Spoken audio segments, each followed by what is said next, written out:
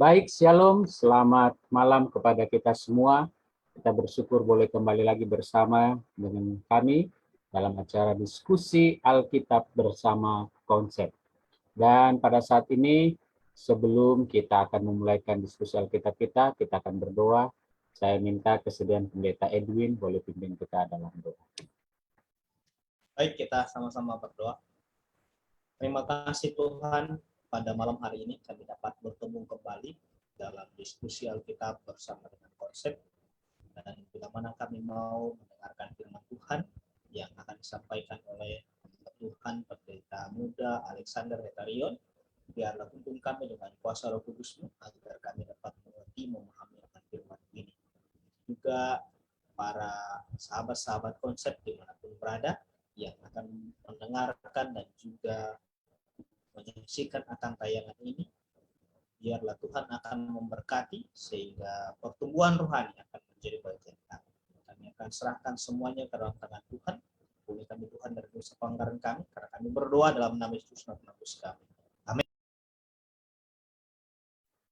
Baik, terima kasih. Pada malam hari ini kita akan kembali untuk belajar akan firman Tuhan. Dan firman ini akan dibawakan oleh hamba Tuhan, Pendeta Muda Alexander Hetarion, yang saat ini melayani di Jemaat Puri Anjas Moro di Jawa Tengah, yaitu tepatnya di kota Semarang ya. Dan pendeta ini saat ini masih sendiri ya, belum berkeluarga ya, kita doakan secepatnya agar boleh memiliki pasangan yang seiman. Dan pada malam hari ini pembahasan kita berjudul konsep penghakiman dalam buku Daniel.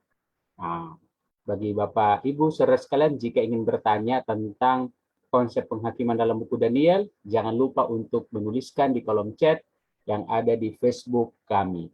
Seperti apa sebenarnya penghakiman itu? Apakah mirip-mirip seperti penghakiman yang ada di dunia ini, yang saat ini sedang viral di Indonesia, seperti kasus daripada yang sedang viral saat ini yaitu Bapak Sambo? Apakah mirip-mirip seperti itu atau tidak? Nah, tentu konsep Alkitab agak pasti berbeda. Maka Pendeta Alex akan memberikan penjelasan bagi kita pada malam hari ini. Kami persilakan Pendeta Alex. Baik, selamat malam untuk seluruh sahabat-sahabat konsep dan terima kasih untuk seluruh hamba-hamba Tuhan yang boleh melayani malam hari ini, khususnya Pendeta Adrian Runesi yang sudah memberikan waktu bagi saya untuk menyampaikan materi sehubungan dengan kabaran dalam buku Daniel, dan saya masuk di part yang hari ini untuk berbicara mengenai konsep penghakiman dalam buku Daniel. Ya. Tadi kita sudah didahulukan dengan prolog ya, apakah penghakiman ini mirip atau tidak dalam pelajaran di Alkitab juga, mengingat kita banyak sekali melihat hal-hal yang sifatnya sekarang sedang viral yang berhubungan dengan hukum ya. Sudah barang tentu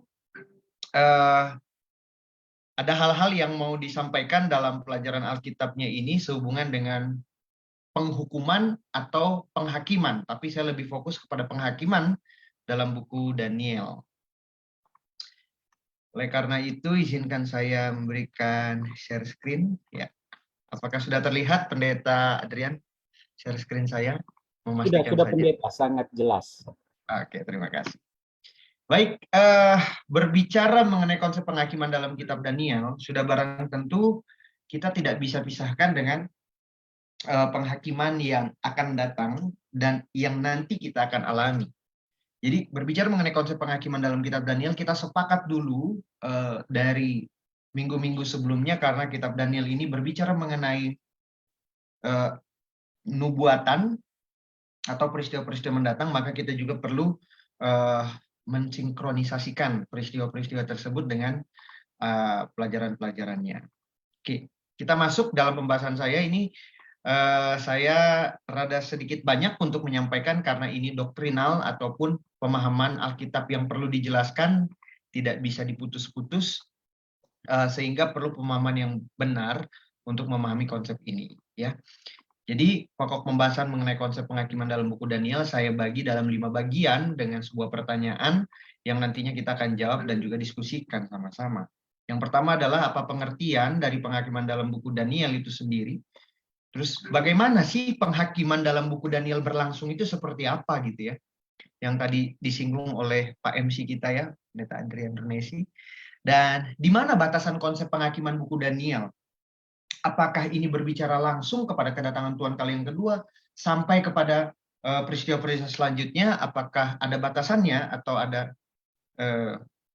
nubuatan yang terjadi selesai atau terlanjut? Nanti kita akan lihat. Mengapa perlu konsep penghakiman dalam buku Daniel, dan yang terakhir, bagaimana kita bisa menghadapi penghakiman yang demikian? Kita masuk kepada latar belakang pertama. Saya ambil dari kata nama Daniel itu sendiri, kita perlu garis bawahi karena ini adalah presentasi saya yang menyentuh kepada kata ini, maka saya harus munculkan kembali, walaupun mungkin di awal pembahasan buku Daniel ini disampaikan ya. Nama Daniel ini adalah Tuhan adalah hakimku. Nah, dan itu dalam bahasa Ibrani itu adalah penghakiman atau hakim.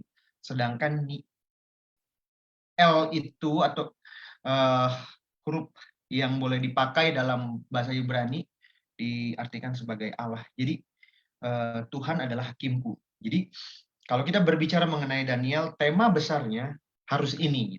Tuhan adalah hakimku, Tuhan yang berkewenangan, Tuhan yang punya otoritas di sana dalam buku Daniel dan lain sebagainya. Karena buku ini diterjemahkan sebagai Tuhan adalah hakimku. Nah, terlebih khusus saya lebih memfokuskan kepada pembahasan di Daniel 7 ayat 9 dan 10 dalam hal ini ya. Saya tidak baca semuanya, tetapi nanti saya akan coba buat paralel ayatnya. Dan dari konsep yang saya mau ambil adalah kata-kata lalu duduklah majelis pengadilan dan dibukalah kitab-kitab. Ini konsep Alkitab berbicara mengenai penghakiman buku Daniel. Jadi ketika kita bicara mengenai penghakiman, maka Daniel menyajikan ada satu peristiwa di mana di sana ada peristiwa duduk di majelis pengadilan, artinya adalah konsep pengadilan berlangsung, dan di sana dibukakanlah kitab-kitab. Jadi ada dua konsep yang mau ditawarkan ketika bicara mengenai penghakiman. Di sini berbicara mengenai ada pengadilan yang berlangsung dan ada buku-buku yang perlu dibukakan. Ya, buku-bukunya itu apa saja nanti kita akan lihat, dan bagaimana konsep pengadilannya ini atau model penghakimannya ya secara garis besarnya. Dengan kata lain, saya mencoba merumuskan atau memparalelkan ayat-ayat itu supaya menjadi satu cerita yang bisa disederhanakan dan semua penikmat daripada pelajar Alkitab bisa memahami konsep ini. Yang pertama, konsepnya begini. Kristus sebagai anak manusia di dalam Daniel 7:13 datang dengan awan-awan dari langit kepada yang lanjut usia itu, yakni Allah Bapa, dan berdiri di hadapannya. Berdasarkan Daniel 7 ayat yang ketiga, secara alur ya, berarti Kristus sebagai anak manusia datang dengan awan-awan dari langit kepada yang lanjut usianya itu. Dan yang kedua, peristiwanya dilanjutkan. Akan tetapi kali ini ia datang menerima kerajaan itu. Nah ini menarik. Menerima kerajaan itu artinya dia mendapatkan otoritas penuh dari kerajaan itu ya. Dan di poin yang ketiga, di sana dikatakan nubuatan yang ditunjukkan kepadanya itu atau kerajaannya itu, yaitu ada kedatangan Kristus kedua kali dan penghakiman terakhir.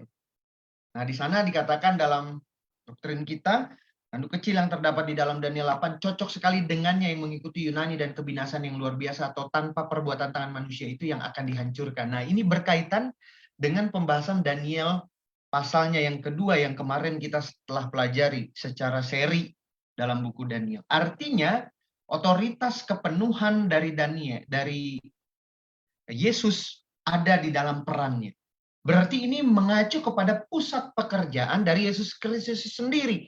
Berbicara mengenai pengadilan dan buku-buku yang tadi disampaikan. Jadi saya secara sederhana memahami untuk memberikan pemahaman setelah shorts yang saya baca, maka muncullah hal ini.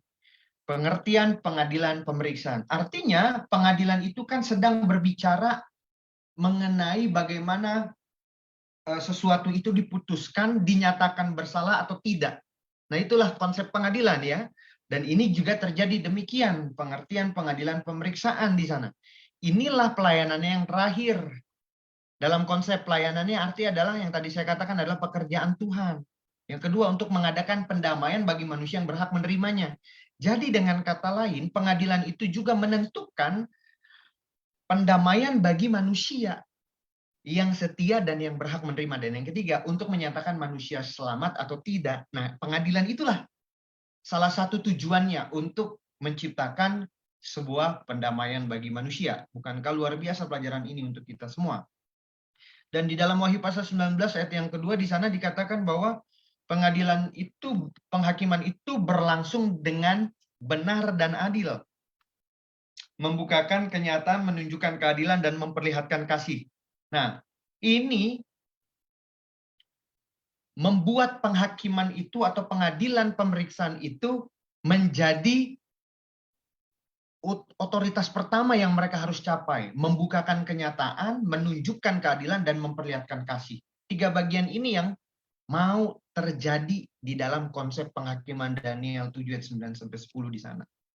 Nah, kita menghadapi penghakiman. Kalau ditanya siapa ya, tadi ada pertanyaan. Kita menghadapi penghakiman.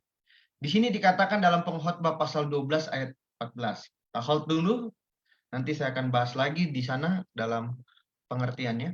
Karena Allah akan membawa setiap perbuatan ke pengadilan yang berlaku atas segala sesuatu yang tersembunyi, entah itu baik, entah itu jahat. Dan sebab kita semua harus menghadap tahta pengadilan Kristus. Jadi tidak ada satupun manusia yang tidak menerima pengadilan Kristus ini atau pengadilan pemeriksaan itu, ataupun hal-hal yang mereka akan dapati di sana ya, baik yang hidup maupun yang sudah mati. Nah, di sana dikatakan lebih lanjut, bagian pengadilan pemeriksaan sorgawi inilah yang saya mau underline bagi semua para sahabat-sahabat konsep. Secara konsep pemeriksaan sorgawi ini mirip-mirip sama duniawi atau dunia, tetapi di sana peranannya beda masing-masing di sana ya. Kalau kita bicara mengenai hukum yang terjadi sekarang, maka semua yang ada itu hakim, jaksa, pembela, saksinya semuanya dari manusia. Tetapi dalam konsep Alkitab atau pemeriksaan sorgawi ini berdasarkan ayat yang saya dapati secara paralel, maka di sana hakimnya adalah Bapa, jaksanya adalah setan, pembela adalah Yesus Kristus, saksinya adalah para malaikat di sana. Dan ini mengacu kepada sebuah konsep bahwa pengadilan pemeriksaan ini perlu terjadi bagi setiap manusia.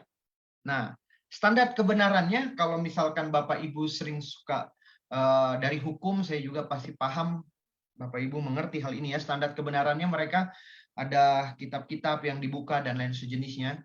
Dan di dalam standar kebenaran Alkitab pun atau pemeriksaan surgawi pun juga ada bukti-bukti yang menyatakan bagi mereka semua apakah bisa diselamatkan atau tidak ya. Di sana ada Alkitab dan 10 hukum, orang yang diadili adalah rumah Allah sendiri, kitab-kitabnya adalah kitab kehidupan, kitab peringatan, kitab pencatatan dosa. Nanti saya akan jelaskan prosesnya itu. Umat Tuhan diperiksa dengan hanya disebut namanya, bukan dengan kehadiran manusia di sorga ya. Jadi artinya manusia ini akan membawa pertanggungjawaban mereka ya. Semua dibukakan kitab-kitab itu ya, berdasarkan dengan Daniel 7, 9, dan 10 itu tadi. Nah, dilanjutkan kitab-kitab itu, di sini ayat dasarnya yang boleh didapati di dalam Daniel pasal 7, 9, dan 10, tadi di sana dikatakan bahwa ada kitab-kitab yang dibukakan. Inilah kitab-kitabnya yang secara Alkitab yang kita bisa dapatkan ketika kita belajar secara komprehensif, maka kitab-kitab ini berlaku pada waktu nantinya kita akan menghadap kepada penghakiman ataupun pemeriksaan pengadilan ya. Nah, dilanjutkan Wahyu pasal 14, dan aku melihat seorang malaikat lain terbang di tengah-tengah langit, dan padanya ada Injil yang kekal untuk diberitakannya kepada mereka yang diam di atas bumi, kepada semua bangsa dan suku dan bahasa dan kaum.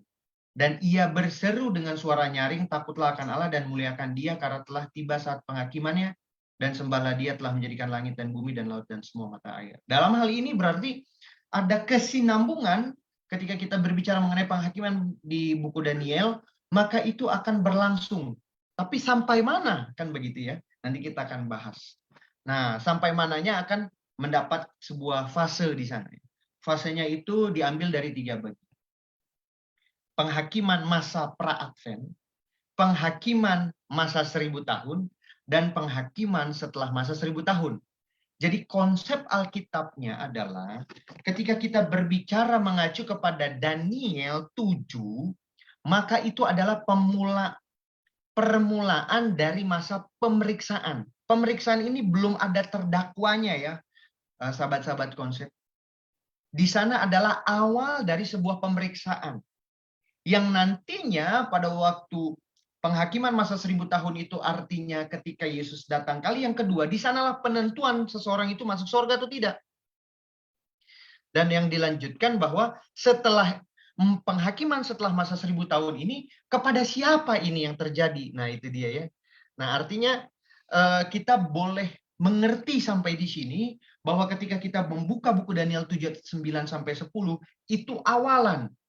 Ketika kita masuk kepada penghakiman masa 1000 tahun ini, dalam Wahyu pasal yang ke-20, itu adalah sebuah akhir perjalanan dunia. Tetapi masih ada satu penghakiman yang terakhir, setelah masa 1000 tahun itu, penghakiman itu untuk siapa? Untuk setan yang murtad, malaikat yang murtad, atau iblis, si Satan itu, yang akan dihakimi nanti. Nah, di sini yang harus dipahami. Ini konsep secara Alkitab yang mau disampaikan kepada Bapak, Ibu semua atau sahabat-sahabat konsep yang menyaksikan, dan ini penting sekali untuk kita ketahui. Nah, di mana batasan konsep penghakiman buku Daniel itu? Kapan bagi kita yang hidup? Penghukuman sekarang ini sedang berlangsung, ya. Pemeriksaannya sedang berlangsung dalam Ka'bah di sorga. Sejak bertahun-tahun lamanya pekerjaan ini telah berlangsung. Segera, tidak seorang pun mengetahui betapa segeranya perkara ini berlaku pula bagi manusia yang sedang hidup. Di atas segala sesuatu yang lain, setiap jiwa harus mendengarkan amaran juru selamat. Berjaga dan berdoalah karena engkau tidak tahu kapan waktunya. Ya. Di situ disampaikan juga ayat dasarnya dalam Markus pasal 13 ayat 33, saya dapatinya dari rekaman akhir halaman 490 dengan kalimat demikian. Dan dikatakan pintu kasihan tutup tak disangka-sangka, maka dikatakan menjadi saat yang tidak disangka-sangka yang datangnya seperti pencuri tengah malam, penentuan nasib untuk selama-lamanya datang pada jam yang kita tidak ketahui, sementara manusia hidup sibuk mencari segala keinginan. Ya. Dan dilanjutkan, kapan kita siap sementara penghakiman pemeriksaan berlangsung di sorga, sementara dosa-dosa orang percaya menyesali dosanya, dipindahkan dari tempat kudus, akan ada pemeriksaan khusus pemurnian untuk membuang dosa di antara umat Tuhan di dunia ini. Kalau pekerjaan ini telah dilaksanakan, maka pengikut-pengikut Kristus akan siap bagi kedatangannya. Ya, jadi namanya pengadilan pemeriksaan, maka kita harus siap. Apapun nantinya penentuannya, kita terima di sana. Karena tidak ada yang kita bisa mengelak. Oleh karena itu perlu kita memeriksa diri sekarang. Ya.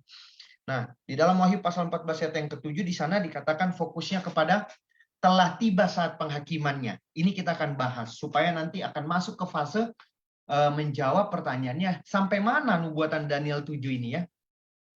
Ungkapan telah tiba saat penghakimannya merujuk kepada konteks dalam pekabaran 3 malaikat pada proses penghakiman akhir zaman di sana ya. Nah, maka ia menjawab sampai lewat 2300 petang dan pagi, lalu tempat kudus itu akan dipulihkan dalam keadaan yang wajar. Nah, dalam konsep ini maka kita akan belajar masuk kepada konsep bait suci ya. Bait suci yang boleh dibuat oleh Musa, yang itu menggambarkan bagaimana manusia itu bisa diselamatkan dan dinubuatkan sampai Yesus Kristus, dan itu berlanjut terus sampai Yesus ada di sorga dan dia masih melakukan pekerjaannya. Di dalam Daniel pasal 8 ayat 14 memberikan penjelasan yang baik bagaimana kita bisa mengerti konsep penghakiman Tuhan ini ya. Nah, inilah yang menjadi jawabannya ketika kita boleh melihat di Daniel 7 ayat 9 dan 10, berarti masuknya kepada pekabaran 2300 petang dan pagi. Nah, kapan itu dimulai? 1844. Berarti proses pengadilan pemeriksaan dimulai 1844. Di part yang pertama, ya yang tadi kita boleh lihat. Dan itu akan sudah barang tentu berlangsung dari waktu ke waktu, dan pada akhirnya nanti kita akan mengakhirinya semua di sana ya. Nah, Malaikat Gabriel memberi Daniel nubuatan tentang penghakiman yang dimulai 1844. Tahap pertama ini disebut penghakiman pra-advent karena terjadi sebelum kedatangan Tuhan yang kedua kali. Penghakiman ini tahap pertamanya akan menghakimi umat Tuhan. Makanya tadi masuk 1 Petrus 4 ayat 7. Dan penghakiman ini akan berakhir sebelum kedatangan Tuhan kali yang kedua. Jadi artinya ada fase selesai bagi umat-umat Tuhan di sana. Yang tadi saya sebutkan dengan pintu kasihan ya. Apa yang dilakukan? Pada waktu kitab-kitab dicatat, dibukakan dalam pengadilan, kehidupan semua orang percaya kepada Yesus diperiksa kembali di hadapan Allah. Dimulai dengan mereka yang pertama hidup di dunia ini. Pembela kita menghadapkan setiap kasus dan setiap generasi, dan diakhiri dengan yang masih hidup. Setiap nama disebut, setiap kasus diperiksa dengan cermat. Ada nama-nama yang diterima, ada yang ditolak. Bayangkan, ini terjadi di dalam proses pemeriksaan itu ya. Jadi tidak berlama-lama dalam konsep pemeriksaan itu untuk menyatakan dia bersalah atau tidak. Maka Tuhan yang memberikan sebuah penghakiman itu sendiri. Inti segala yang kita bicarakan ini ialah mempunyai imam besar yang demikian, yang duduk di sebelah kanan tahta yang maha besar, dan yang melayani ibadah di tempat yang kudus, yaitu di dalam kemah sejati yang didirikan oleh Tuhan dan bukan buatan tangan manusia. Dan dilanjutkan, sebab Kristus bukan masuk ke dalam tempat kudus buatan tangan manusia yang hanya merupakan gambaran saja dari yang sebenarnya, tetapi ke dalam sorga sendiri untuk menghadapi kehadirat Allah guna kepentingan kita. Saudara bisa bayangkan pekerjaan Tuhan belum selesai ya, sampai pada kita boleh mengakhiri dunia ini. Dia masih melayani kita dan masih melakukan guna kepentingan kita di sana. Nah, di dalam buku Kemenangan Akhir dikatakan, dengan demikian mereka yang mengikuti dalam terang perkataan nubuatan ini melihat bahwa sebagai gantinya datang ke dunia ini pada akhir masa 2300 petang dan pagi, pada tahun 1844, Kristus memasuki bilik yang maha suci dalam bait suci surgawi untuk melaksanakan pengerjaan penutupan dari pekerjaan pendamaian, persiapan untuk kedatangan. Ya, jadi kita bisa lihat dalam konteks ini secara paralel Yesus sedang mau menyiapkan untuk kedatangannya yang kedua kali dan menjemput kita. Nah, penghakiman masa 1000 tahun itu berlanjut akhirnya.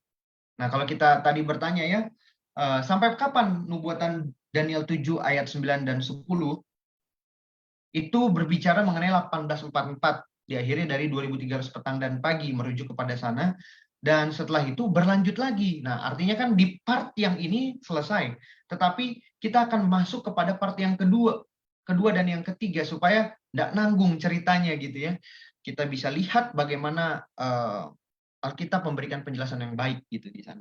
Nah, di penghakiman yang selanjutnya adalah penghakiman masa 1000 tahun atau kedatangan Tuhan kali yang kedua. Lalu aku melihat tahta dan orang-orang yang duduk di atasnya, kepada mereka diserahkan kuasa untuk menghakimi. Mereka hidup kembali dan memerintahkan sebagai raja bersama-sama dengan Kristus untuk masa 1000 tahun. Ingat, tadi dalam 1 Petrus 4 ayat 17, maka masa yang pengadilan pemeriksaan itu adalah untuk kita sebagai manusia yang hidup di gereja ataupun di umat-umat Tuhan. Nah, setelah itu akan ada namanya penghakiman masa 1000 tahun. Nah, di sini adalah kita bukan lagi mau diselamatkan, ya, tapi kita sudah diselamatkan, sudah menang artiannya ya. Karena ini sudah masuk kepada kedatangan Tuhan kali yang kedua. Kita ini justru sebagai hakim di sana. Nah, dikatakan sampai yang lanjut usia itu datang dalam Daniel 7:22 secara paralel ayat ini, diberikan kepada orang-orang kudus milik yang maha tinggi, dan waktunya datang orang-orang kudus itu memegang pemerintahan. Artinya sinkron dia di sana. Bagaimana penjelasan Daniel dan Wahyu menjelaskan mengenai konsep part yang kedua ini, penghakiman 1000 tahun. Masa 1000 tahun, inilah saat penghakiman atas setan dan para malaikatnya sebagai yang dinyatakan Alkitab. 2 Petrus 2 ayat 4 dan Yudas 6. Atau tidak tahukah kamu bahwa orang-orang kudus akan menghakimi dunia? Dan jika penghakiman dunia berada dalam tangan kamu, tidakkah kamu sanggup untuk mengurus perkara-perkara yang tidak berarti? Jadi cukup jelas ya di sana bagaimana part demi part disampaikan dalam penjelasan Alkitab. Nah, inilah konsep penghakiman masa 1000 tahun itu ya.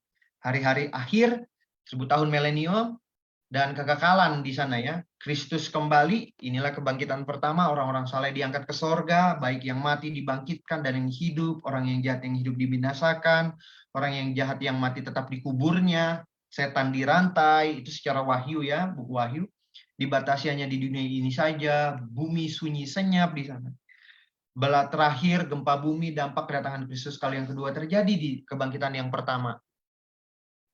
Untuk orang-orang saleh di sana ya. Nah, masa 1000 tahun itu orang-orang saleh memerintah bersama-sama Kristus di sorga. Terlibat dalam fase penghakiman buat kebangkitan yang kedua ini. Kristus orang saleh, kota suci, turun. Orang jahat dibangkitkan, setan dilepaskan, menghimpun pasukan untuk menyerang kota suci. Ya, itu ada peristiwanya. Fase pelaksanaan penghakiman terjadi di sana. Setan, orang berdosa, efek dosa dibinasakan. Bumi dibaharui menjadi abadi. Dan rumah orang saleh ada di sana setelah masa kebangkitan kedua kali terjadi. Jadi ini cukup kompleks ketika kita boleh membahas mengenai penghakiman buku Daniel di sana ya. Dan penghakiman masa 1000 tahun itu dikatakan ini bukanlah menentukan siapa yang akan dibinasakan. Ini perlu dicatat. Penghakiman milenium ini bukanlah menentukan siapa yang akan dibinasakan. Allah telah mengadakan keputusan sebelum kedatangan Kristus kedua kali. Semua tidak dibangkitkan ataupun tidak diubahkan akan hilang selama-lamanya. Ini perlu dipahami sekali untuk kita semua yang boleh belajar. Nah, penghakiman masa 1000 tahun ini melibatkan orang benar menyatakan maksud atau jawaban atas pertanyaan apapun nih yang mungkin diajukan orang-orang benar mengapa orang jahat itu binasa. Allah ingin agar yang diberinya hidup kekal itu memiliki keyakinan yang pasti atas kepemimpinannya. Dan dilanjutkan dengan masa yang setelah masa 1000 tahun. Dan aku melihat kota yang kudus, Yerusalem yang baru turun dari sorga. Ini di Wahyu pasal 21 ayat 22. Maka naiklah mereka ke seluruh dataran bumi, lalu mengepung perkemahan tentara. Ini part yang ketiga ya. Orang-orang yang kudus dan kota-kota yang dikasih itu berusaha untuk merebut kota itu. Tetapi dari langit turunlah api menghanguskan mereka. Dan iblis yang menyesatkan mereka dilempar ke dalam lautan api dan belerang, yaitu tempat binatang dan nabi palsu itu, dan mereka disiksa siang sampai malam. Nah, inilah yang disebut terjadi di sana, investigasi, deklarasi, dan juga eksekusi. Secara konsepnya dari ketiga hal itu yang kita bisa dapati sebagai sebuah acuan ketika nanti ada pertanyaannya, bagaimana penghakiman itu? Apakah ada fase di mana pembelaan dan lain sebagainya? Semua persis seperti apa yang kita bayangkan di dunia ini, tetapi ada perbedaan-perbedaannya yang tadi kita boleh sampaikan. Penghakiman dan hari pendamaian, sekali setahun pada hari pendamaian, sebuah hari penghakiman khidmat terjadi di Israel. Semua orang harus mengakui semua dosa masing-masing. Semua yang menolak harus dilenyapkan dari antara bangsa Israel hari itu juga. Ya. Dan ini konsepnya sama, bagaimana penghakiman dengan hari pendamaian. Dan dilanjutkan prosesnya kemana hal itu terjadi. Di dalam buku Perjanjian Lama dikatakan, satu kambing jantan yang kena undi bagi Tuhan, dan satu lagi kambing jantan yang kena undi bagi Azazel, melambangkan setan. Tapi pada hari ini darahnya dibawa masuk ke dalam tempat Maha Kudus dan dipercikan di atas dan di depan tutup pendamaian. Tergantung dari mana kena undi di sana ya. Kambing jantan Tuhan dibunuh dan dikorbankan sebagai ganti dosa bangsa itu. Tetapi yang satu lagi nanti kita lihat. Lalu imam besar memindahkan dosa-dosa yang itu ke kambing Azazel yang lalu dituntun kepada gurun untuk dilepaskan di sana. Dengan cara ini bait suci dibersihkan dari dosa-dosa bangsa itu. Berarti dilenyapkan, artinya sudah barang tentu di sana ya. Nah, demikian juga kambing Azazel, Ellen White katakan, melambangkan setan sebagai sumber dosa. Nah, upacara hari pendamaian di bait suci duniawi menunjukkan kepada satu hari di mana imam besar yang sejati menghapuskan semua dosa manusia di bait suci Tuhan yang asli. Make sense dengan pelajaran kita yang tadi saya sampaikan berhubungan dengan bait suci ya. Melalui perlambangan-perlambangan pada hari pendamaian, semua umat manusia diberikan jaminan bahwa imam besar kita, Yesus, pada hari ini masih mengantarai, sekarang maksudnya, umatnya dan berdiri di hadapan Bapa, siap untuk menghapus semua dosa siapa saja yang mau beriman pada darahnya yang tercurah. Jadi masih ada kesempatan sebelum waktu itu ditentukan selesai ya. Nah, mengapa? Kalau begitu, mengapa harus ada penghakiman? Untuk memutuskan siapa yang dihapus dari kitab yang tadi, karena menolak pengorbanan Tuhan. Yang kedua, untuk meluruskan tentang asal mula dosa dan membuktikan karakter Allah sehubungan dengan manusia. Dan yang ketiga, untuk memberikan upah atau hukuman kepada setiap manusia. yang tidak menurut di sana, sesuai dengan Wahyu pasal 22 ayat 12 tadi ya. Dan dalam hal ini kita bisa rumuskan ada 3 jenis manusia: orang jahat yang menolak hak dan kuasa Tuhan, umat percaya yang sejati yang berharap di dalam jasa Kristus melalui iman, hidup sesuai dengan hukum Tuhan, dan orang yang kelihatannya seperti percaya yang sejati padahal tidak. Nah, ini akan terjadi ketika masa pintu kasihan tertutup itu. Nah, bagaimana bersiap menghadapi penghakiman itu? Ajakannya adalah bertobat, menyampaikan kebenaran Kristus ini yang berkuasa dan setia sampai akhir yang Tuhan inginkan supaya kita masuk ke dalam kerajaan. Kesimpulan dari pelajaran saya, karena sudah 30 menit. Jadi, penghakiman dalam buku Daniel adalah memegang otoritas penuh untuk Allah memegang otoritas penuh untuk menyatakan manusia selamat atau tidak. 2. Mengacu kepada Daniel 7 ayat 9, 10 dan 8 ayat 14 dalam kurung bait suci, maka penghakiman itu dimulai dengan konsep pengadilan sorgawi sedang berlangsung dalam pemeriksaan ya, dan Yesus sebagai pembelanya. Yang ketiga, semua orang yang dihakimi dan dibukakan 3 buku, yaitu buku catatan dosa yang tadi saya sampaikan, buku peringatan, dan buku kehidupan, untuk memberikan semua orang atau manusia apakah selamat atau tidak. Dan yang keempat, konsep ini dimulai dalam penghakiman dalam buku Daniel dengan 3 fase. Penghakiman masa pra-advent tadi yang disampaikan adalah pemeriksaan terlebih dahulu sampai pada 1844, dan dilanjutkan penghakiman masa 1000 tahun, itu nantinya memutuskan orang yang selamat atau tidak, dan penghakiman setelah masa 1000 tahun adalah menyatakan untuk orang-orang yang tidak bertobat dan pengikut daripada malaikat yang murtad itu. Tapi sebelum masa penghakiman 1000 tahun itu terjadi, sudah dicatat semua nama-nama yang selamat. Mungkin itu yang saya bisa sampaikan. Jika ada pertanyaan yang perlu disampaikan, saya persilakan. Tuhan memberkati.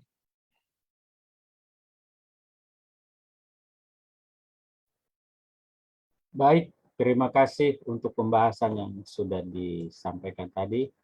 Sangat luar biasa ya, sangat jelas. Dan sebelumnya kami akan menyapa ya untuk sahabat-sahabat konsep. Di sini saya melihat ada beberapa yang boleh hadir ya pada saat ini bersama dengan kami dalam acara diskusi Alkitab ya. Saya lihat di sini ada like ya, like love dari Saudari Lavita Suburian ya, lalu ada juga dengan yang lain-lain yang boleh memberikan semangat ya kepada pembicara dan kami semua untuk selalu memberikan pelajaran-pelajaran. Baik, pada saat ini ada pertanyaan yang masuk. Untuk Pendeta Alex, lalu nanti Pendeta Dwi boleh menanggapi. Bagaimana kita tahu bahwa nama kita sudah diadili? Ataukah saat ini kita memang sedang diadili dalam penghakiman itu? Nah, sekarang ini kan kita tahu tadi bahwa sudah penghakiman terjadi. Pertanyaannya, apakah nama saya sudah diadili atau belum? Dan bagaimana caranya saya mengetahui hal itu? Silakan Pendeta Alex. Oke.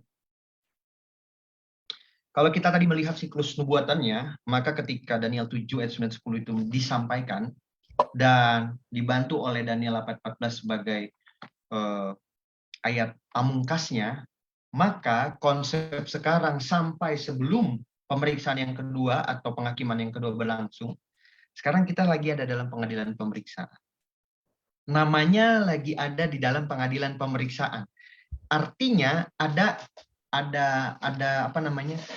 proses yang berlangsung di sana sebelum sampai kita kepada sebuah terdakwa apakah kita selamat atau tidak, kan begitu ya kalau kita bicara mengenai hal yang sorgawi ini. Nah, kalau kita ditanya bagaimana saya bisa tahu saya namanya ada di sorga? Nah, tadi saya tidak jelaskan memang bagaimana kita bisa melihat 3 buku ini, catatan mana yang kita mau banyakin gitu ya. Kalau kita mau pastikan kita mau selamat ataupun saya bisa tahu dicatat, ya perbanyaklah hal-hal yang berperkara dengan catatan-catatan, buku catatan kehidupan di sana ya. Catatan kehidupan itu kan adalah sebuah hal yang dimana kita bisa dapati mereka yang membantu pekerjaan Tuhan akan masuk di dalam pencatatan buku kehidupan di sana. Kenapa saya bisa katakan demikian? Karena di dalam Lukas pasal yang ke-10 di sana kan Yesus memberikan sebuah ungkapan ya kepada murid-murid yang dimana konteks tersebut adalah konteks 70 murid di sana ya. Saya akan coba baca ayatnya. Di sana ketika kembalinya ke 70 murid dalam konteksnya di sana dikatakan ayat 20. Namun demikian janganlah bersukacita karena roh-roh itu takluk kepadamu, tetapi bersukacitalah karena namamu terdaftar di sorga. Artinya ini kan catatan kehidupan. Ya, mengacu kepada ayat ini, kita bisa lihat bagaimana kembalinya ke 70 murid itu dia menjadi mitra Allah, dia bekerja untuk Tuhan, dan di sana dikatakan kamu jangan bersukacita oleh karena peristiwa yang kamu lihat yang dimana iblis jatuh ya, seperti kilat dari langit menurut ayat 18 tadi yang saya baca dalam Lukas pasal 10. Tetapi bersukacitalah namamu terdaftar di sorga. Bukankah ini sesuatu hal yang luar biasa yang kita akan dapati? Nah, jadi kalau kita mau bertanya bagaimana saya bisa tahu, ya di dalam Lukas pasal 10 ini memberi gambaran jelas gitu. Menjadi mitra Allah selama masih hidup, maka kita akan boleh tetap tercatat namanya dalam buku kehidupan. Tapi kalau mau mencatat dalam buku yang lain ya silahkan. Buku peringatan itu adalah perbuatan-perbuatan baik kita dalam Malaki 4 ayat 16 itu ya. Nah, di sana dikatakan ya Malaki 4 ayat 16 tadi saya sudah munculkan ayatnya. Tapi kalau mau dicatat buku-buku dosa itu yang diperbanyak ya itu juga jadi pilihan kita. Sementara dalam pemeriksaan surgawi lagi berlangsung, pastikan nama kita lebih banyak tercatat dalam buku kehidupan. Mungkin itu untuk kita bisa memastikan bagaimana saya terdaftar. Terima kasih. Bagaimana Pendeta Dwi untuk pertanyaan ini? Apakah kita bisa tahu nama kita saat ini sudah diadili di surga atau belum? Dan ataukah mungkin sementara lagi diadili? Bagaimana cara supaya kita tahu? Ya, Alkitab berulang kali menuliskan kepada kita sebagai salah satu contoh adalah di Pengkhotbah 12 ayat 14. Karena Allah akan membawa setiap perbuatan ke pengadilan yang berlaku atas segala sesuatu yang tersembunyi. Entah itu baik, entah itu jahat. Artinya bahwa kalau kita membaca kitab suci dan kita mengimani kitab suci, maka kita harus punya keyakinan bahwa pada saat ini kita sedang diadili. Ya, kita sedang diadili. Perbuatan kita itu akan dibawa kepada pengadilan, ya, pada saat nanti. Dan kita sekarang ini sedang ada yang namanya tadi dijelaskan adalah namanya pemeriksaan, pengadilan pemeriksaan. Dan dari sini kita tahu bahwa kita sedang diadili begitu. Setiap manusia tidak terkecuali, begitu, tidak terkecuali. Artinya bahwa setiap manusia berada di dalam pengadilan itu dan akan menghadapi putusan, ya, akan menghadapi putusan, entah kita akan menerima upah kerajaan surga atau menerima kematian kekal. Nah, menerima hidup yang kekal atau kita akan menerima hukuman kekal. Nah, pengadilan ini, penghakiman ini sangat penting bagi kita, ya, untuk memberikan pernyataan, ya, memberikan pernyataan bahwa kita ini berada dalam Tuhan atau tidak. Dan kita tidak perlu takut. Tidak perlu takut menghadapi penghakiman ini, karena inilah yang kita harapkan. Kalau tidak ada yang namanya penghakiman ini, maka kita tidak akan pernah menerima upah kita di dalam hidup kekal itu. Ya, jadi kita membutuhkan penghakiman ini untuk mendeklarasikan kepada seluruh alam semesta ini bahwa kita layak untuk mendapatkan hidup yang kekal karena kita sudah menerima kasih karunia daripada Kristus. Oleh sebab itu, penghakiman ini sangat penting bagi kita. Yang pertama adalah memberikan informasi kepada kita bahwa setiap perbuatan baik ataupun buruk kita itu akan dibawa ke sana. Dengan demikian kita harus berhati-hati kalau kita bertindak. Yang kedua, ini kita mengharapkan. Sebab apa? Dengan melalui penghakiman ini, kita akan menerima upah kita, yaitu hidup yang kekal. Mungkin itu yang bisa saya tambahkan. Terima kasih. Baik, terima kasih Pendeta Dwi untuk tambahannya. Jadi saya mungkin menambahkan sedikit bahwa sebenarnya yang kita perlu buat saat ini adalah bukan mencari tahu apakah nama kita sudah diadili atau belum. Karena pada akhirnya semua nama itu sudah pasti akan masuk di dalam pengadilan itu. Tetapi yang harus kita pastikan adalah apakah yang saya buat sudah benar atau belum.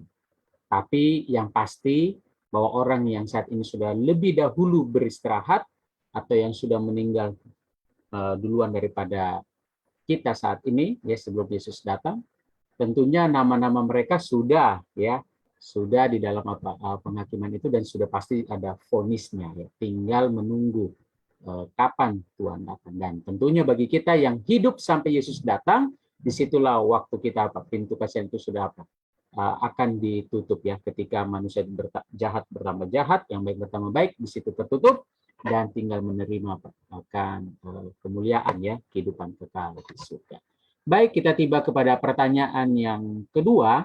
Nanti saya minta kesediaan dari Pendeta Alex dan juga Pendeta Edwin. Apakah benar kitab-kitab di surga nanti dibuka untuk melihat dosa kita, ya? Ini berbicara tentang catatan dosa. Apakah benar bahwa nanti di surga itu buku-buku, ya, catatan dosa itu akan dibuka dan kita akan melihat, dan apakah ada dosa kita di situ atau tidak? Kami persilakan Pendeta Alex. Pertanyaan ini harus dijawab dengan fasenya. Jadi ketika kita bisa melihat buku-buku itu adalah di dalam proses pemeriksaan.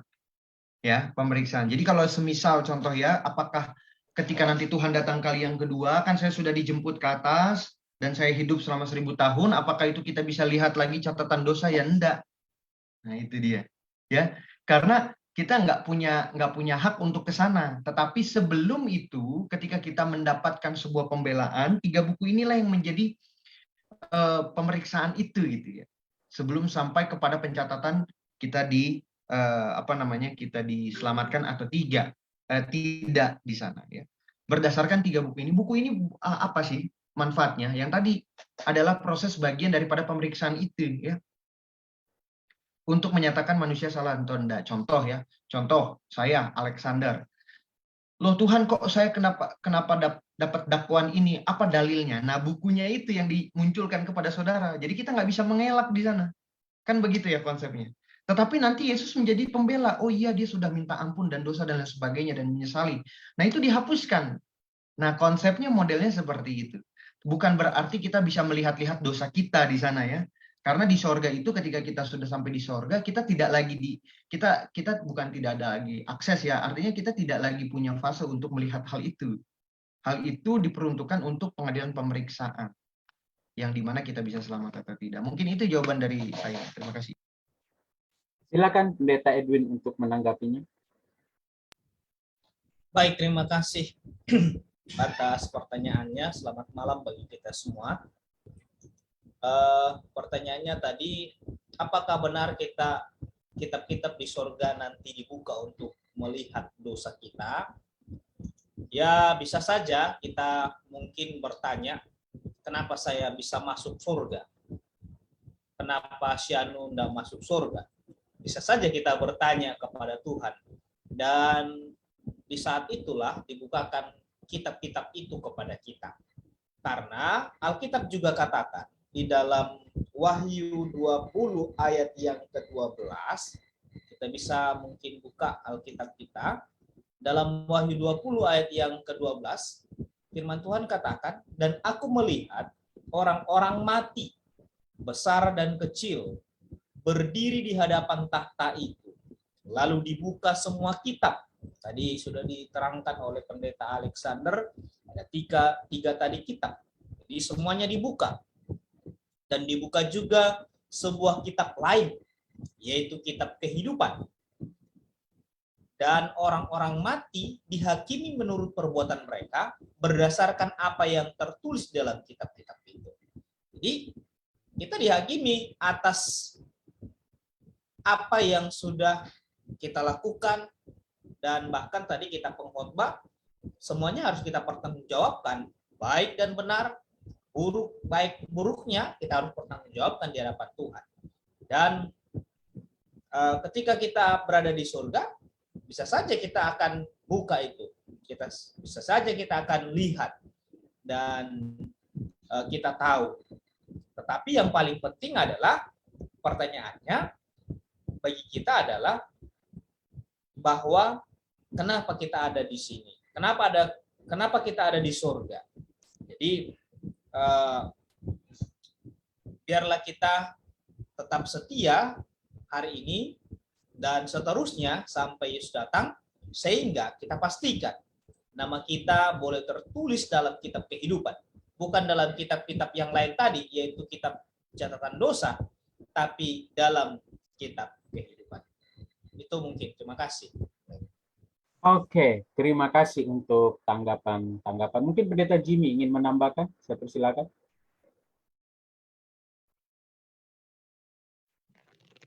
Ya, baik ya. Jadi kitab-kitab di surga dibuka ya dalam hal Daniel pasal yang ke-7 tadi. Mungkin bisa saja pada saat itu Daniel mengatakan hal itu karena di zaman itu ada kitab-kitab ya. Tapi kita tidak bisa membatasi kehebatan Tuhan. Ketika kita diberikan satu informasi bahwa Alkitab atau kitab-kitab dibuka di surga, ya bisa saja itu nanti dengan hikmat Tuhan bagaimana caranya dia buat ya, supaya kan kalau kitab-kitab dibuka dari sejak zaman Adam, saya tidak mengerti setebal apa itu kitab itu ya, sangat tebal mungkin ya, bisa berapa ribu kilometer mungkin ya dari Adam kemudian sampai kepada akhir zaman ya. Nah, mungkin bisa saja ini dibuat jadi lebih simpel oleh Tuhan. Bagaimana cara Tuhan untuk membuka itu, apakah sekali buka ada semua atau ya dengan cara-cara kehebatan teknologi Tuhan tentu lebih hebat daripada zaman kita sekarang. Iya kan? Kalau sekarang kita ada CCTV ya, pasti di zaman Tuhan nanti di surga lebih bagus lagi CCTV-nya. Bukan hanya sekedar apa? Bukan hanya sekedar kitab. Itu mungkin yang bisa saya tambahkan. Terima kasih. Baik, terima kasih untuk tanggapannya yang telah disampaikan. Jadi suatu pelajaran yang saya ambil malam hari ini adalah bahwa Tuhan kita itu mencatat semua catatan-catatan kita, kehidupan kita itu semua dengan jelas. Ya, artinya semuanya ada bukti-bukti. Di dunia ini bukti-bukti kasus itu bisa hilang, CCTV aja bisa hilang. Nah, tetapi Tuhan kita itu adil, itulah bedanya. Di dunia hal-hal seperti itu semua bisa saja diatur, ya, dibikin kamuflase dan semua diatur-atur, dibikin skenario. Tapi Tuhan kita adalah Tuhan yang luar biasa. Tuhan kita tidak seperti yang ada di dunia ini dalam memproses penghakiman itu. Ya. Jadi Bapak Ibu saudara sekalian, mungkin banyak perkara-perkara yang kita tidak bisa mengerti di dunia ini. Tapi nanti waktu di surga kita akan bebas bertanya kepada Tuhan. Tuhan, kenapa kok orang ini? Ya, kenapa orang itu dulu nggak pernah ke gereja, tapi kok tiba-tiba nanti ada di surga? Nah, kita tidak tahu. Disitulah nanti Tuhan akan tunjukkan, oh orang ini ternyata di akhir hidupnya dia setia. Ya, kita kadang-kadang tidak tahu akan hal seperti itu. Baik, saya rasa mungkin sudah tidak ada lagi pertanyaan karena juga sudah waktu. Saya berikan kesempatan kepada Pendeta Alexander untuk memberikan closing statement. Baik, terima kasih Pendeta Adrian. Sebagai closing statement saya dalam pelajaran ini, poinnya adalah semua di hadapan Tuhan terlihat. Dan semua akan masuk ke dalam pengadilan pemeriksa. Selagi ada waktu bertobat, saudara-saudaraku, sahabat-sahabat konsep, bertobatlah sekarang. Saya pun mau bertobat, melihat bagaimana Tuhan luar biasanya membuat hal ini. Dan dengan kata lain, saudara akan diterima di sorga nanti. Kalau tidak bertobat, tidak diterima. Tuhan tidak menghapuskan. Jadi perlu mengakui sekarang, selesai kita tutup ini, kita pergi sama Tuhan, minta ampun sama Tuhan, supaya saudara punya dosa diampuni, saya punya dosa diampuni, dan jangan berbuat lagi ya. Supaya kita nanti waktu diperiksa, catatan kita itu benar dan bisa dipertanggungjawabkan. Tuhan memberkati kita semua. Baik, terima kasih untuk closing statement yang disampaikan. Untuk menutup akan rangkaian acara kita, saya minta Pendeta Dwi Cahyono untuk memimpin dalam doa. Baik, mari kita berdoa. Terima kasih ya Tuhan pada malam hari ini untuk pelajaran yang sudah kita terima melalui yang sudah memimpin kami semua dalam mempelajari tentang penghakiman dalam kitab Daniel. Kami rindu Tuhan menuntun kami dan memberkati kami, memberikan kami kuasa dan kekuatan supaya kami dapat membangun kehidupan kami sesuai dengan hukum Tuhan, sehingga kami semua apabila penghakiman itu datang, kami semua akan dilayakkan untuk menerima kasih karunia Tuhan dan hidup bersama-sama dengan Tuhan. Terima kasih Bapa, berkati setiap umat Tuhan yang tergabung di dalam diskusi ini, supaya mereka juga merasakan kasih karunia Tuhan dalam kehidupan mereka, seperti juga kami merasakannya. Terima kasih Bapak. Di dalam nama Tuhan Yesus kami telah berdoa dan mengucap syukur. Amin. Amin. Terima kasih kepada sahabat-sahabat konsep yang telah menyaksikan tayangan ini. Jangan lupa bagikan tayangan-tayangan ini kepada sesama kita ya. Dan jangan lupa like, comment, and subscribe daripada YouTube Cohen Servers People. Sehingga itu boleh menjadi berkat bagi kita semua. Sampai bertemu pada hari Senin depan. Tuhan memberkati. Salam sehat.